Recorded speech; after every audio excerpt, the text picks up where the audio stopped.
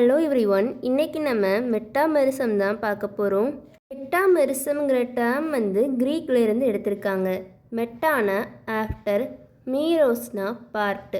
உயிரினங்களோட உருவமைப்பு ஒன்றுக்கடுத்து ஒன்று வரிசையாக இருந்துச்சுன்னா அதை நம்ம மெட்டாமெரிசம்னு சொல்கிறோம்.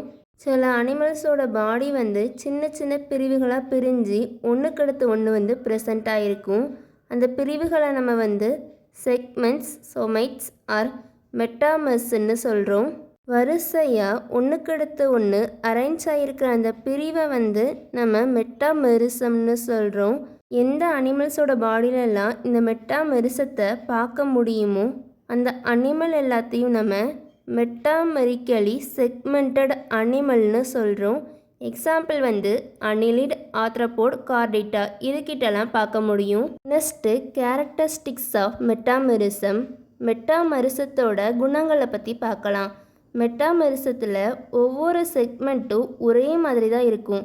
நம்ம கண்ணாடியில் பார்த்தா எப்படி இருக்குமோ அதே மாதிரி தான் செக்மெண்ட் பார்க்குறதுக்கு ஒரே மாதிரி தான் இருக்கும். ஒவ்வொரு செக்மெண்ட் கிட்டையும் nephridia, blood vessel, reproductive organ, nerves, மசில்ஸ்ன்னு எல்லாமே இருக்கும். இந்த செக்மெண்ட் எல்லாம் ஒன்றோட ஒன்று இணைஞ்சே இருக்கும்.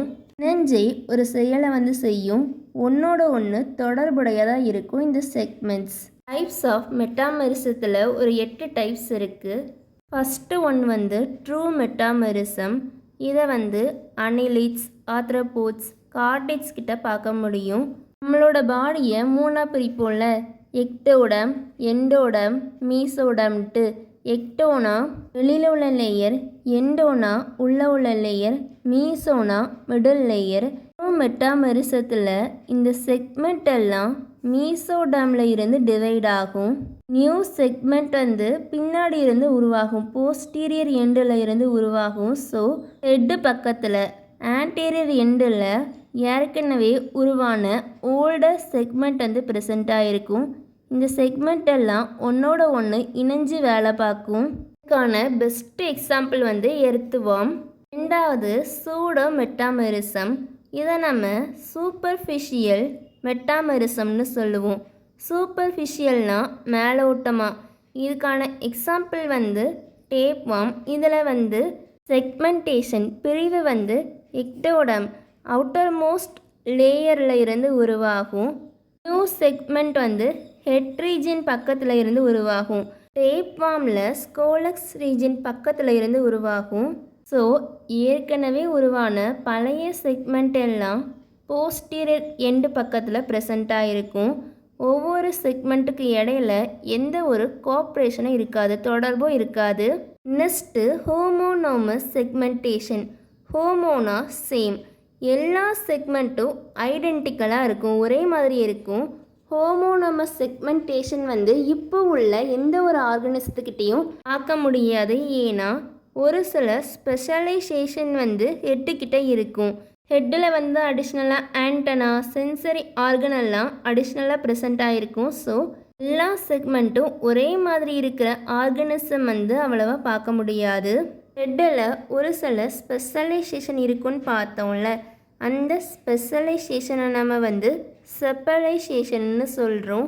ஹோமோனோமஸ் செக்மெண்டேஷனுக்கு ஓரளவுக்கு மேட்ச் ஆகிறது நம்ம பாலிசெட்ஸில் பார்க்க முடியும். இதில் ஹெட்டும் ஆனல் செக்மெண்ட்டும் மட்டும் வேறு மாதிரி இருக்கும். மற்றபடி எல்லா செக்மெண்ட்டும் ஒரே மாதிரி இருக்கும். மற்ற எல்லா செக்மெண்ட்டும் ஒரே மாதிரி இருக்கும். Next heteronomous segmentation. ஹெட்டிரோனா டிஃப்ரெண்ட். ஆத்ரோபோட்ஸ் அண்ட் கார்டிட்ஸில் எல்லா செக்மெண்ட்டும் ஒவ்வொரு மாதிரி இருக்கும், டிஸ்சிமிலராக இருக்கும். அந்த மாதிரி செக்மெண்டேஷனை நம்ம ஹெட்டிரோனோமஸ் செக்மெண்டேஷன்னு சொல்கிறோம். Fifth external metamerism. எக்ஸ்டர்னல்னா வெளிப்புறம். அனிமலோட அவுட்டர் மோஸ்ட் லேயர் மட்டும் செக்மெண்டடாக இருக்கிறது எக்ஸ்டர்னல் மெட்டாமெரிசம். இன்டர்னலாக எந்த ஒரு பிரிவுமே இருக்காது. Next external and internal metamerism. இதில் பிரிவுகள் வெளியிலையும் உள்ளேயும் ப்ரெசண்ட்டாக இருக்கும். உள்ளே உள்ள செக்மெண்ட்டில் குறுக்க பிரிவுகள் ப்ரெசண்ட்டாக இருக்கும். அந்த பிரிவுகளை நம்ம செப்டான்னு சொல்லுவோம்.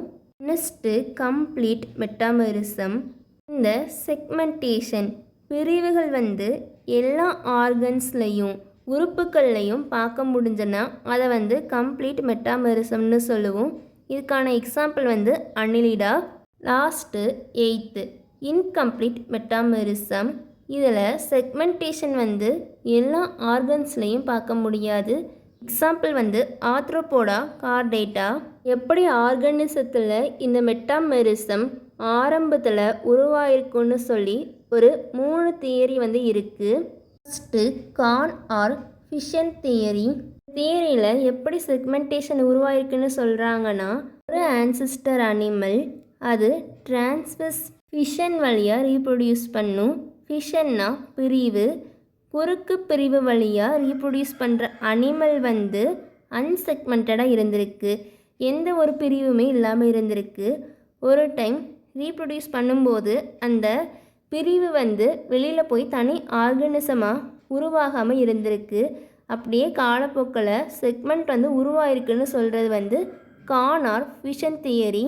ரெண்டாவது தியரி சூடோ மெட்டாமெரிசம் தியரி. இந்த தியரியில் என்ன சொல்கிறாங்கன்னா, ஆன்சிஸ்டர் முன்னோர்கள் வந்து அன்செக்மெண்டடாக தான் இருந்திருக்காங்க. எந்த ஒரு பிரிவுமே இல்லாமல் தான் இருந்திருக்காங்க. ஆனால் அவங்க பாடிக்குள்ளே உள்ள ஆர்கன்ஸ் வந்து அங்கங்கே பிரிஞ்சு பிரிஞ்சு இருந்திருக்கு. அந்த பிரிவுக்கு இடையில வந்து செப்டான ஒரு லேயர் வளர்ந்ததுனால உங்களோட பாடியில் வந்து செக்மெண்டேஷன் வந்து இருந்திருக்குன்னு சொல்கிறது வந்து சூடோ மெட்டாமெரிசம் தியரி.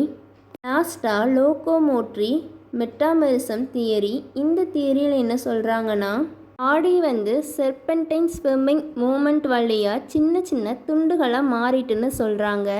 இந்த செக்மெண்டேஷனோட மெயின் யூசஸ் என்னென்னா, ஃபஸ்ட்டு லோகோமோஷன்.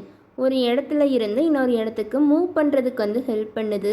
பாடியில் நடக்க வேண்டிய வேலையை வந்து பிரிச்சுக்கிடுறதுக்கு வந்து ஹெல்ப் பண்ணுது. அதோட உடல் அமைப்புக்கு வந்து பாதுகாப்பு தருது. தேங்க்யூ. தேங்க்ஸ் ஃபார் வாட்சிங்.